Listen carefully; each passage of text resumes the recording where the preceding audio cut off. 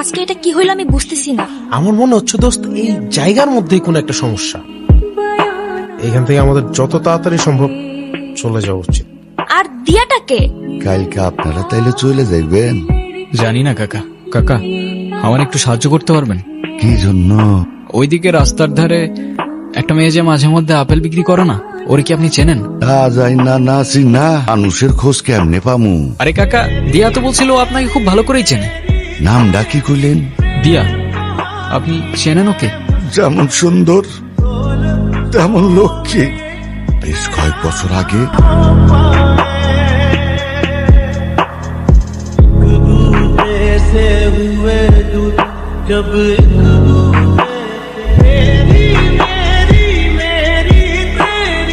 কোন হারামজাদা গুলা মায়াডারে নির্যাতন করে মায়েরা ফালায় ধুয়ে গেছে।